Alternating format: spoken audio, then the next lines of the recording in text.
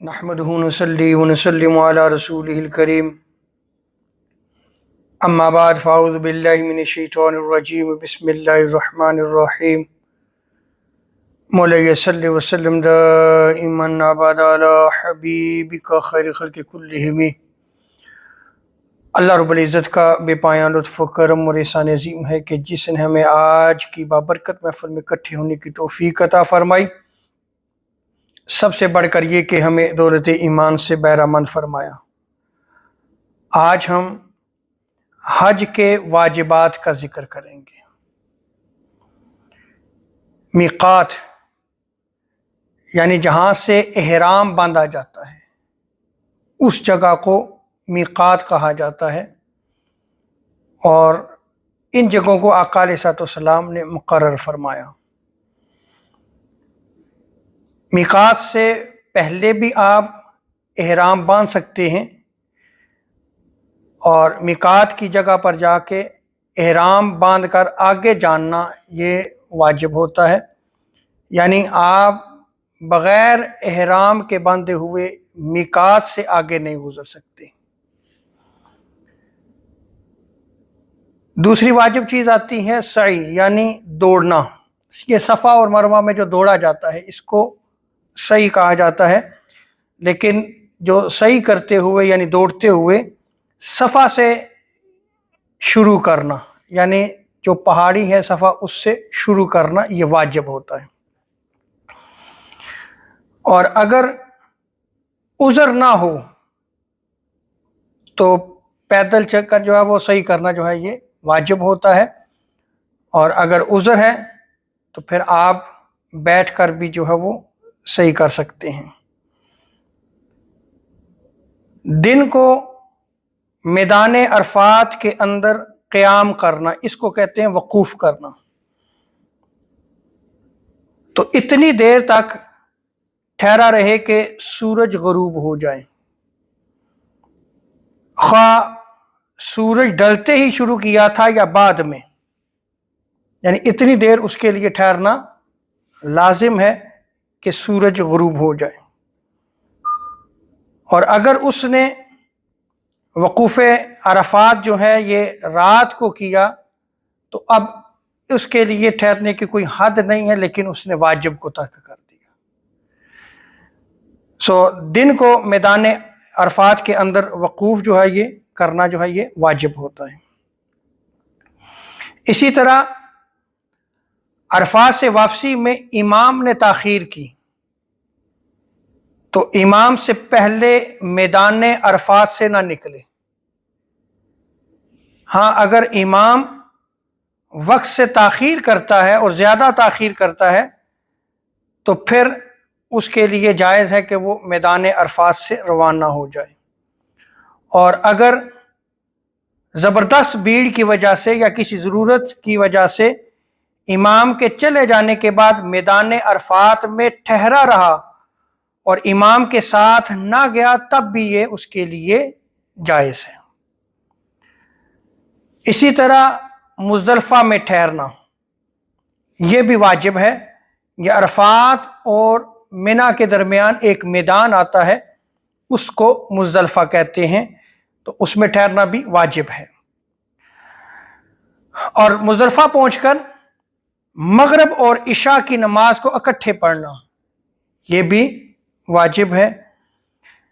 اسی طرح رمی جمار یعنی کنکریاں جو پھینکی جاتی ہیں، جو شیطان کو کنکریاں ماری جاتی ہیں اس کو رمی جمار کہتے ہیں۔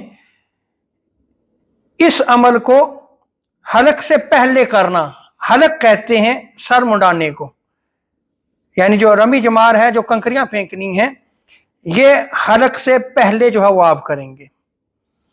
اسی طرح سر منڈانا یا بال کتروانا منی یا حرم کی حدود کے اندر ہونا چاہیے، اس کے بعد جا کے آپ بال نہیں کٹوا سکتے اور نہ ہی جو ہے وہ اپنا سر منڈوا سکتے ہیں۔ جو حج قیران کرتے ہیں، ہم نے حج کی اقسام کو بیان کیا تھا، اور اسی طرح جو حج تمتع کرتے ہیں ان کے لیے قربانی کرنا واجب ہوتا ہے۔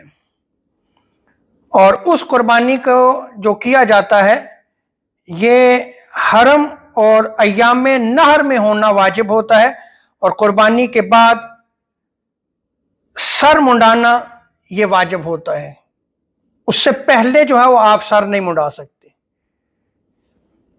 اسی طرح طواف زیارت، اس کا اکثر حصہ ایام نہر میں ہونا، عرفات کے بعد جو واپسی میں طواف کیا جاتا ہے اس سے طواف زیارت کہتے ہیں، اور اس طواف کو طواف افادہ یا طواف فرض بھی کہتے ہیں۔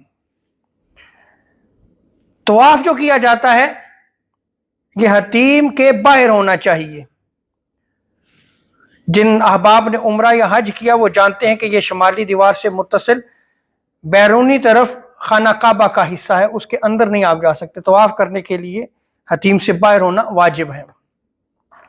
اسی طرح داہنی طرف سے طواف کرنا، یعنی کعبہ معظمہ طواف کرنے والے کے بائیں جانب ہو جائے گا، یہ واجب میں آتا ہے۔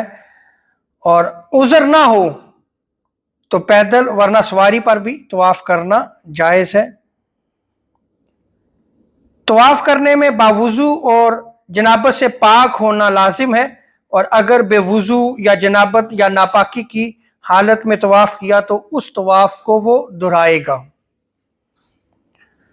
طواف کرتے وقت ستر یعنی جسم کے وہ حصے جن کا چھپانا ضروری ہے ان کو وہ چھپائے گا۔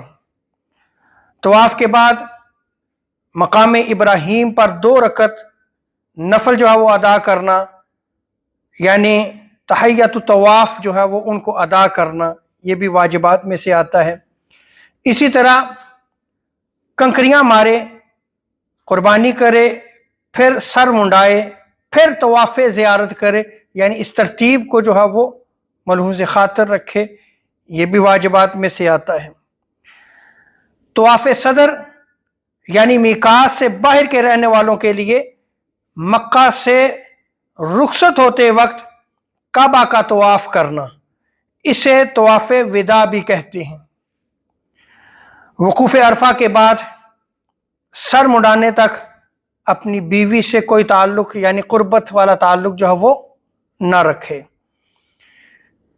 احرام کے ممنوعات، مثلا مرد کا سلے ہوئے کپڑے پہننا، مرد کے لیے سر کا اور چہرے کا ڈھانپنا، اور عورت کے لیے صرف چہرے کا ڈھانپنا ممنوع ہے، سر کا ڈھانپنا عورت کے لیے منع نہیں بلکہ ضروری ہے۔ اور جنگ و جدال یعنی لڑنا اور شکار کا قتل کرنا، شکار کی طرف اشارہ کرنا یا شکاری کی رہنمائی کرنا وغیرہ بھی جو ہے یہ منع ہے۔ یہ آج ہم نے حج کے واجبات کا ذکر کیا ہے۔ ہمیں حج کی ادائیگی سے قبل ان امور کو سیکھنا چاہیے تاکہ ہمارے حج میں کوئی کمی اور کوتاہی نہ رہ جائے، ہمارا حج جو ہے وہ حج مبرور اور مقبول ہو۔ اللہ تبارک و تعالی عمل کی توفیق عطا فرمائے۔ وما علینا الا البلاغ المبین۔